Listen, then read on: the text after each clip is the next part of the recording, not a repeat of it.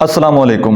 हमारी कुछ इखलाकी जिम्मेदारियां हैं जिनको हम भूल चुके हैं और वेरी अनफॉर्चुनेट कि हम देखा देखी बहुत फॉलो करते हैं कि जिस तरह से दुनिया चल रही है, जिस ट्रेंड को दुनिया फॉलो कर रही है, चाहे वो अच्छा है चाहे बुरा है, हम ना चाहते हुए भी आंखें बंद करके उनके पीछे दौड़ना स्टार्ट कर देते हैं और ना चाहते हुए भी किसी इंसान के दिल में हम अपने लिए नफरत पैदा कर देते हैं, ना चाहते हुए भी किसी इंसान को ज़हनी अजियत दे देते हैं। पता है कैसे? अब बहुत सारे लोगों की ये आदत होती है कि जब वो किसी इंसान से मिलते हैं तो खैरियत से पहले वो हैसियत पूछते हैं। बात समझ आ रही है? किसी दोस्त के साथ पुराना ताल्लुक हो तो वो बजाय कि उसकी खैरियत पूछे कि भाई आपकी ज़िंदगी कैसी चल रही है, आपकी तबीयत ठीक है, वो सबसे पहले यही पूछते हैं कि आप करते क्या हैं। और वो सवालात पूछते हैं मुलाकात के दौरान जो कि किसी इंसान का माजी था, तल्ख तरीन माजी था, तकलीफ दे माजी था, उस फेज में किसी को ले जाते हैं।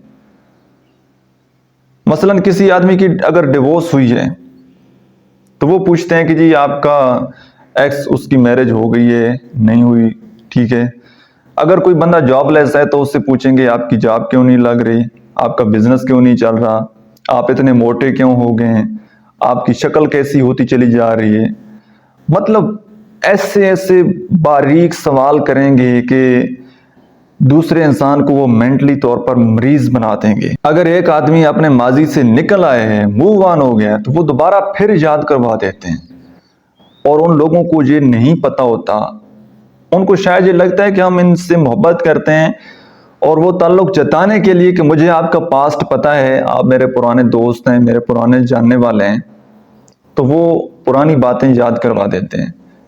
जिससे अच्छा भला इंसान जो मुस्कुराता फिरता है, अपनी ज़िंदगी अच्छे से गुजारता है, उसको फिर वो अपने पास्ट में लेकर उसके जख्मों के ऊपर फिर वो नमक छिड़क देते हैं। तो आज के बाद आप सब लोग कोशिश कीजिए कि किसी इंसान से उसकी ज़ाती ज़िंदगी के बारे में सवाल आप ना करें, जिसका आपको पता है कि जी आपकी शादी क्यों नहीं हो रही, आपको जॉब क्यों नहीं मिल रही, आपका बिजनेस क्यों नहीं चल रहा।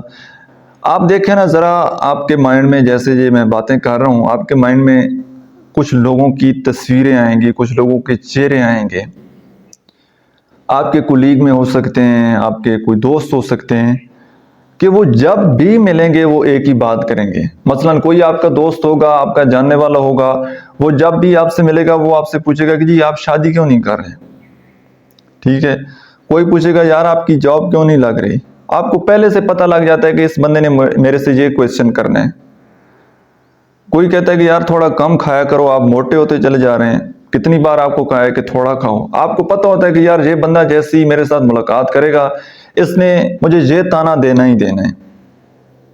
तो फिर लोग आपसे अवॉइड करते हैं, आपसे बचते हैं कि अगर इस बंदे के साथ मैं मिलूंगा तो इसने मेरे अंदर कोई ना कोई कीड़ा निकालना है, कोई ना कोई तनकीद करनी है, तजलील करनी है, महफिल में भी अकेले में भी।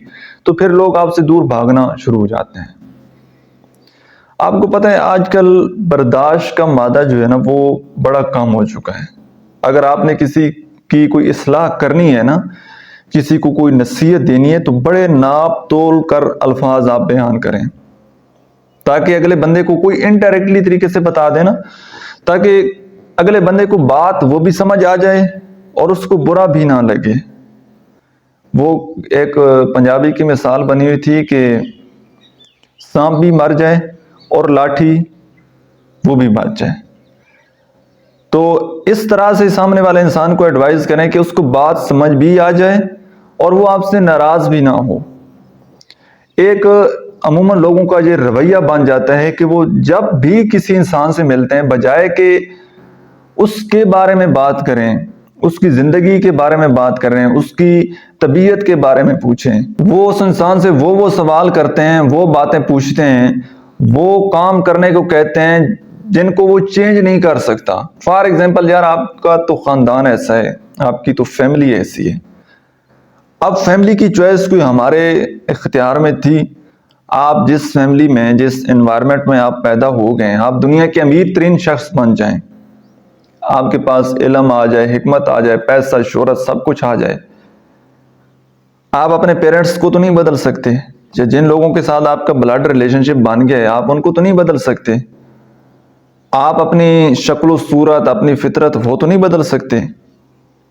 تو ان چیزوں میں ہمارا کوئی اختیار نہیں ہے. اچھا ہے، برا ہے، جیسا بھی ہے، ہمارے پاس صرف ایک آپشن ہوتا ہے کہ ہم اپنے حالات کو، اپنے پیرنٹس کو، اپنے انوائرمنٹ کو قبول کر لیں.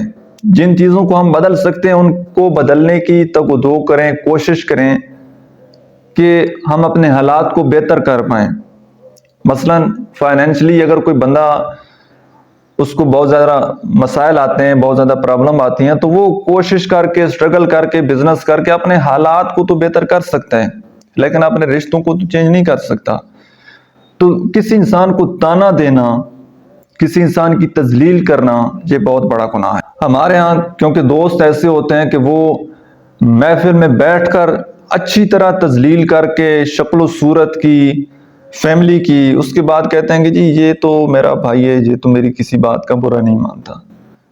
تو جب بھی آپ کسی انسان کی ذات کے اوپر اٹیک کریں گے، کسی کی تذلیل کریں گے، تنقید کریں گے اس کی ذات پر یا اس کی فیملی پر، تو ہر بندے کو برا لگتا ہے.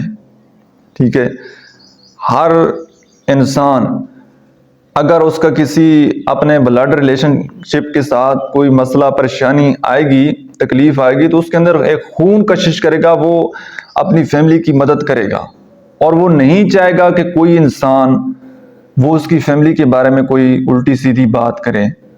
اور ایک جہاں پر میں آپ کو ٹپ دیتا چلوں، آپ کی زندگی میں جو بھی انسان ہو نا، اگر کوئی آپ کو یہ جملہ بول دے کہ یار آپ تو بہت اچھے انسان ہیں لیکن آپ کی فیملی وہ بالکل اچھی نہیں ہے، تو اس بندے سے آپ اوائڈ کریں. وہ آپ کو مینوپولیٹ کر رہے ہیں، وہ آپ کو استعمال کر رہے ہیں.